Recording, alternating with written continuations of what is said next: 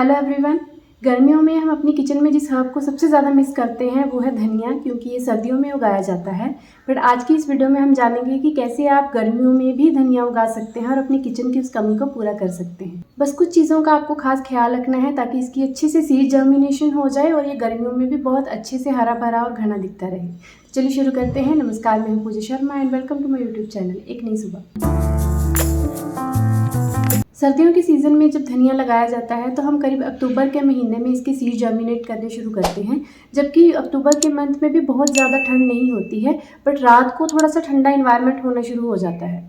तो ऐसा ही सीज़न जो है, ऐसा ही क्लाइमेट जो है वो इसके लिए फेवरेबल होता है धनिया को ग्रो करने के लिए। इसका मतलब ये है कि इसके सीड्स को जर्मिनेट होने के लिए थोड़ा सा मॉइस्ट, ह्यूमिड और थोड़ा सा वार्म इन्वायरमेंट जो है वो चाहिए होता है। तो ऐसा ही इन्वायरमेंट अब हम इसे क्रिएट करके देंगे गर्मियों के दिनों में भी, ताकि ये अच्छे से अपनी सीड जर्मिनेट कर सके। और उसके बाद इसको धूप की ज़रूरत पड़ती है अच्छी ग्रोथ के लिए, हरी पत्तियों के लिए, तो वो भी हम इसे प्रोवाइड करते रहेंगे और डिटेल में जानेंगे कि कौन कौन सी चीज़ों का ख्याल रखना है इसको अच्छे से ग्रो करने के लिए। तो सबसे पहली बात आती है इसके सॉइल मिक्सचर की। गर्मियों में मिट्टी जो है वो बहुत जल्दी ड्राई हो जाती है प्लांट्स की, इसलिए हम ज़्यादातर प्लांट्स की मिट्टी को मॉइस्ट रिटेनिंग बनाते हैं, जिसमें मॉइस्चर जो है वो थोड़ा सा वो होल्ड कर सके।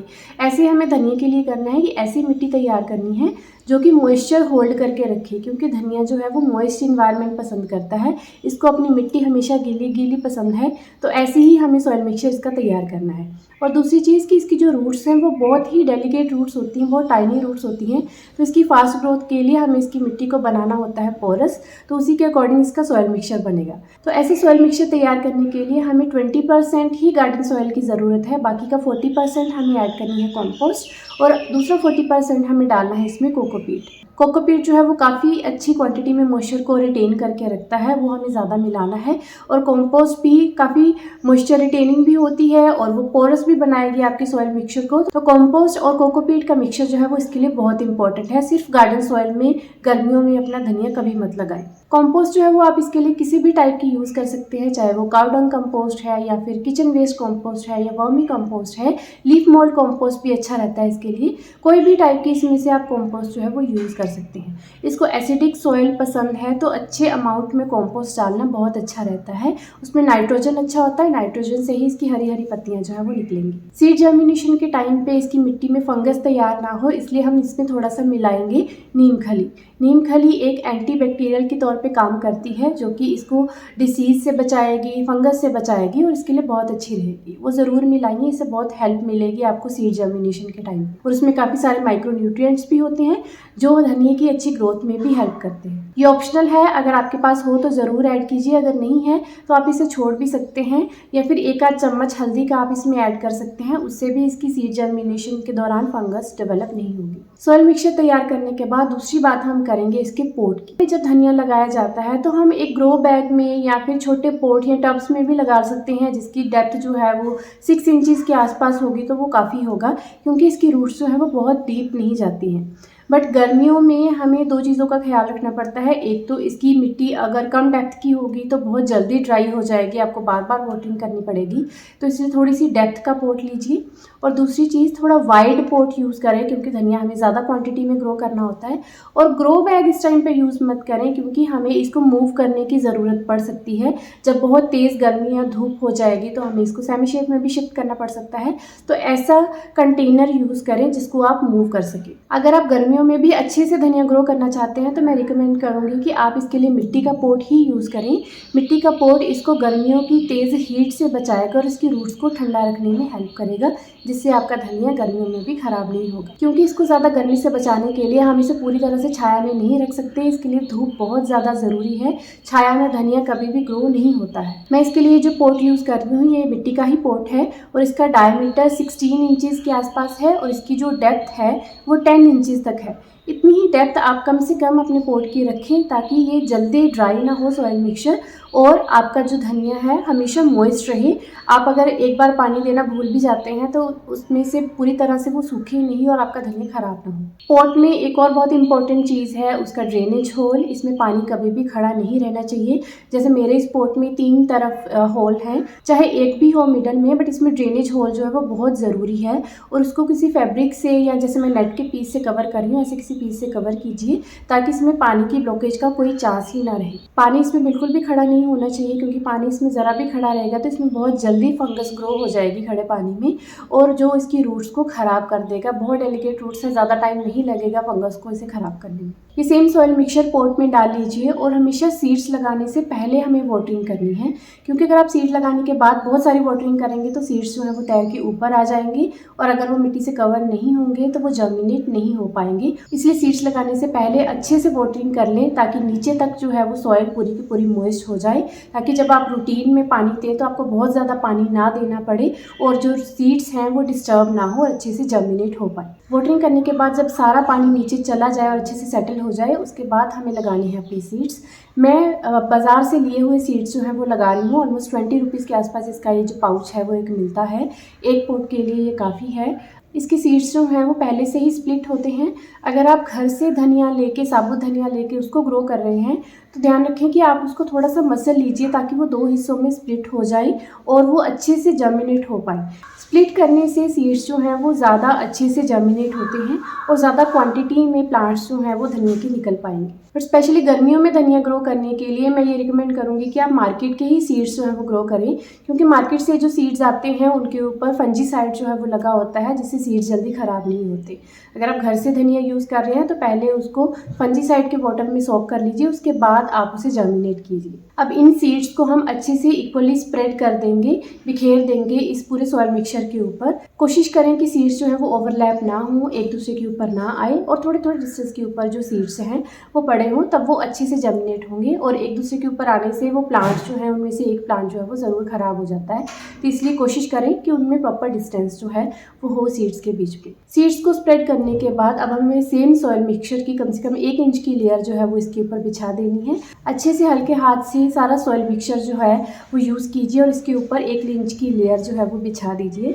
उसके बाद हमें वाटरिंग करनी है बिल्कुल हल्की सी, सिर्फ ऊपर की मिट्टी को हल्का सा गीला करने के लिए आप ऊपर से हल्की सी वाटरिंग करें, और नीचे की मॉइस्ट सॉइल से भी ऊपर की मिट्टी जो है वो थोड़ी बहुत गीली हो जाती है। तो बहुत ज़्यादा वाटरिंग अब हमें इसके बाद नहीं करनी है, क्योंकि सीड्स जो है वो तैर के ऊपर आ जाएंगी और आपको फिर से ऊपर से सॉइल मिक्सचर जो है वो डालना पड़ेगा और फिर से वो ड्राई सॉइल मिक्सचर ही होगा।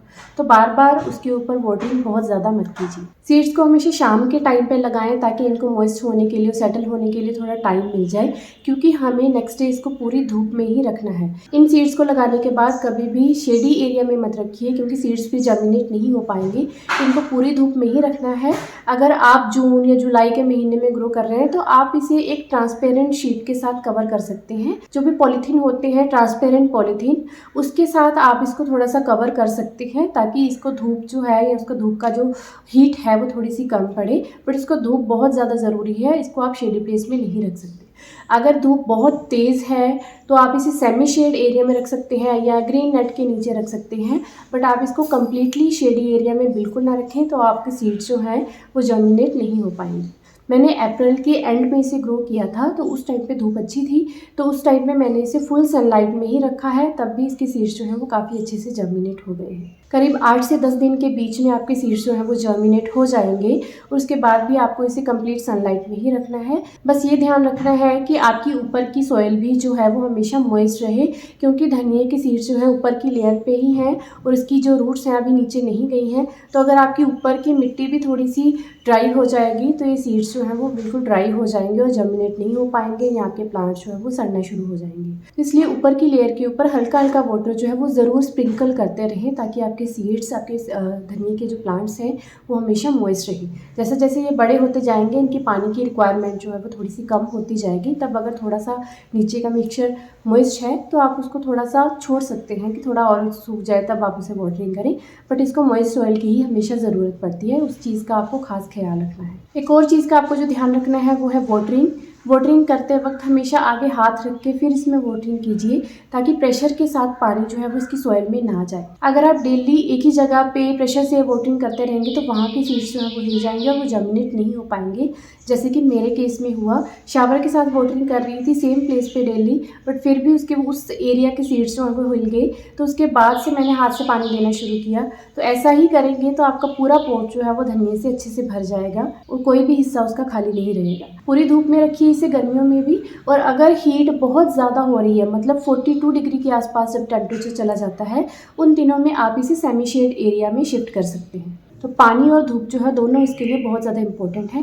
और मिट्टी का पॉट इसको हेल्प करेगा इसकी रूट्स को, इसके स्ट्रक्चर को ठंडा रखने में, ताकि आपकी जो पत्तियां हैं वो ज़्यादा जल्दी पीली ना पड़े और वो उसको धूप को झेलने के काबिल भी बना देगा। अगर इसके ऊपर कोई पेस्ट अटैक हो तो आप इसके ऊपर नीम ऑयल एंड सोपी वाटर का सोल्यूशन बना के स्प्रे कर सकते हैं। वैसे इसको ज़रूरत नहीं पड़ेगी क्योंकि गर्मियों में बहुत ज़्यादा पेस्ट इसके ऊपर अटैक नहीं करते हैं। मैंने भी अभी इसके ऊपर कोई भी इंसेक्टिसाइड स्प्रे नहीं किया है और ये बहुत अच्छे से हेल्दी तरीके से ग्रो कर रहा है। अभी जून का महीना चल रहा है और टेम्परेचर ऑलमोस्ट 40 डिग्री के आसपास है और तब भी मेरा धनिया बहुत अच्छे से हेल्दी तरीके से ग्रो कर रहा है।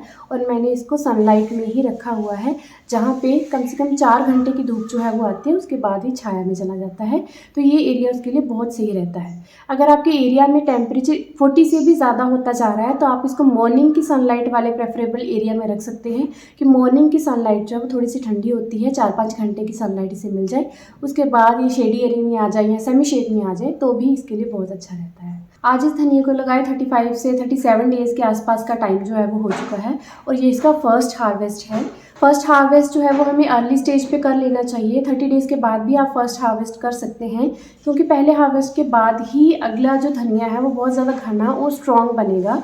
पहले इसकी स्टेम्स जो है वो बहुत ही पतली पतली सी होती हैं और उस टाइम पे जब आप इसकी प्रूनिंग कर देते हैं, इसको यूज़ कर लेते हैं, तो उसकी बाद जो ग्रोथ आती है वो काफ़ी स्ट्रॉन्ग ग्रोथ होती है। और हार्वेस्ट करने के बाद आप इसे एक मुट्ठी कॉम्पोस्ट जो है वो ऊपर से ज़रूर दीजिए, ताकि ये और अच्छे से न्यूट्रिशन लेके और अच्छे से ग्रो कर सके और इसकी जो रूट्स जो थोड़ी थोड़ी सी आपको बाहर दिखेंगी वो भी अच्छे से कवर हो जाएंगी और आपका जो प्लांट है वो और स्ट्रॉन्ग बन पाएगा।